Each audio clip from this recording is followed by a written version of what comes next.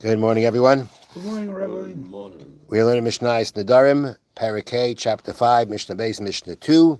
Today's learning should be a schus for Refuah Shalema for Gabriel ben Etel Gita. Amen. Okay, so the previous Mishnah was talking about a case where two people who share a courtyard, we had one case where they both make an neder not to have benefit from each other. Then we have the case where only one of them, there is a neder upon him not to benefit from the other. And now the case is Haya Echad min Ashuk, literally translated means someone from the market, meaning an outsider, a third party. He had a neder upon him, Me'echad Mehem Hana, from one of them Hana. Meaning the two people who are sharing the courtyard, each one who owns the house in the courtyard, they're fine with each other. No one has any neder against them to be able to prohibit them from benefit from the other. But there's a third person from the outside, doesn't live here. Person from the outside who there is a neder on him that he cannot have benefit from one of the partners, one of the people who live in this courtyard.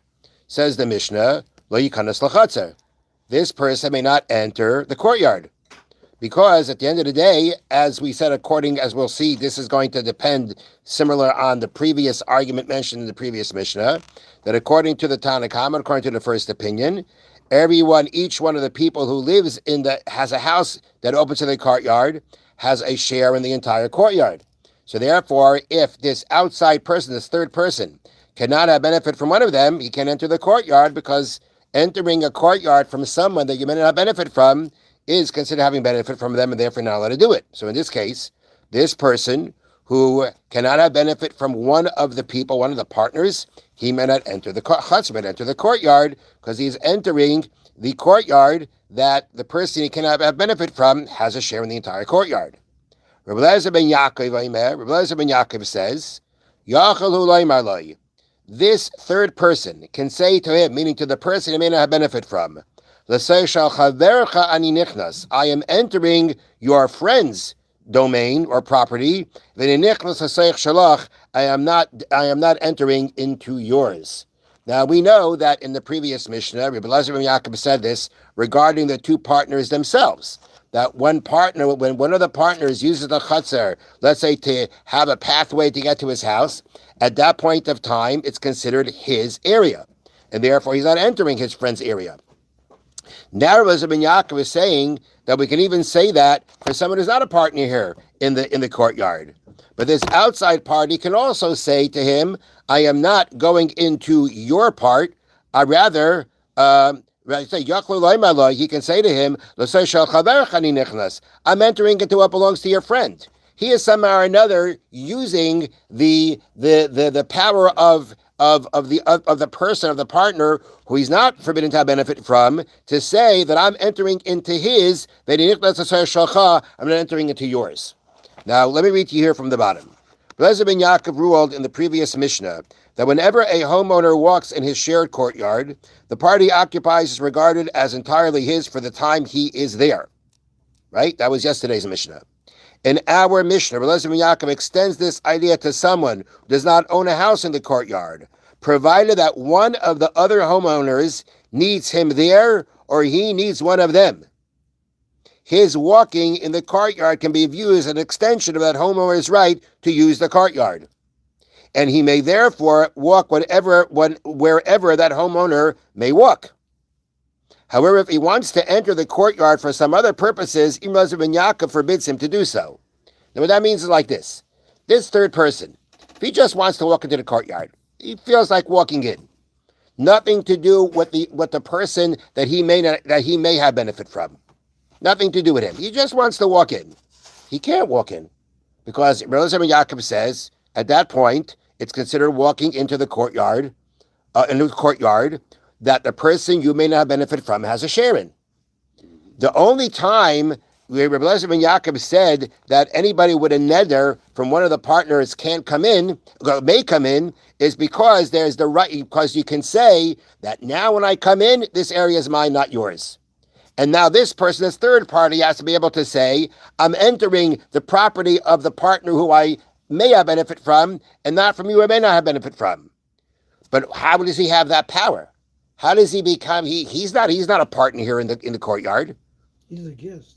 He's a guest. So how does he have that power? The answer is that somehow or another we have to see him as an extension of one of the people of the courtyard. So that the same way one of those people, according to Elazar ben Yaakov, that area that he uses becomes his at that time, that the person, the third party, is somehow or another using is an extension of that power. Well, if as the way they say it is, if that person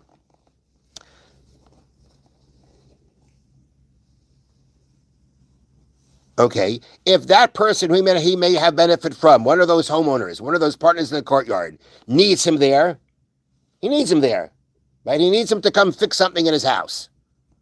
Or let's say he needs to come and get something from that person.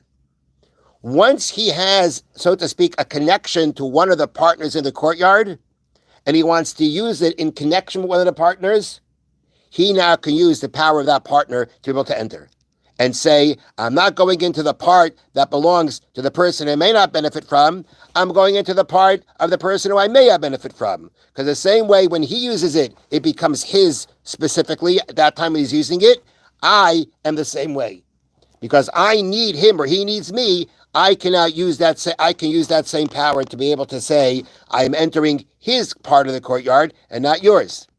However, just to walk in without having any kind of connection to the partner that you may benefit from, so why should it? So there's nothing to say that this courtyard becomes yours temporarily, and therefore that's considered going into the property of the person you may not benefit from, and you can't do it.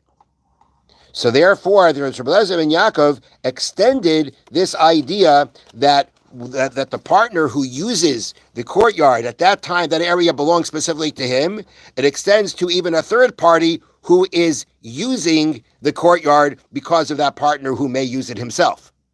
And then we say he is extension of that person, and when he uses it, it belongs to that person specifically for the time that he uses it.